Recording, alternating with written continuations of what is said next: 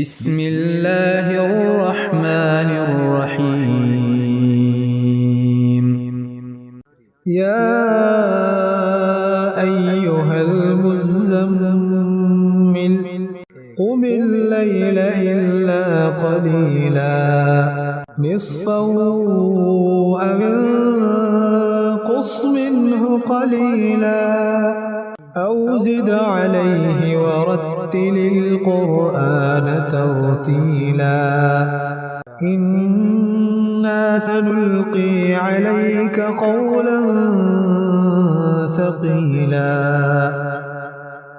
إن ناشئة الليل هي أشد وطئا وأقوم قيلا إن لك في النهار سبحا طويلا واذكر اسم ربك وتبتل إليه تبتيلا رب المشرق والمغرب لا إله إلا هو فاتخذه وكيلا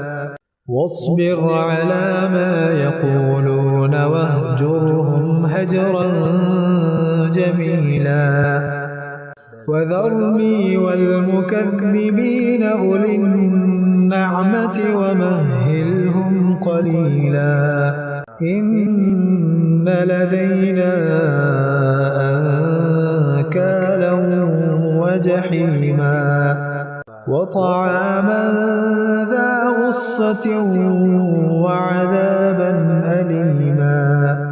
يوم ترجف الأرض والجبال وكانت الجبال كثيبا مهيلا إنا أرسلنا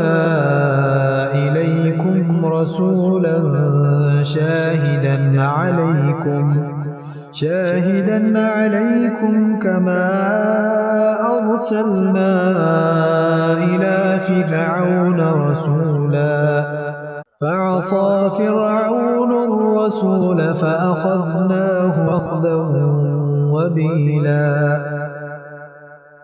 فكيف تتقون إن كفرتم يوما يجعل الولدان شيبا السماء منفطر به كان وعده مفعولا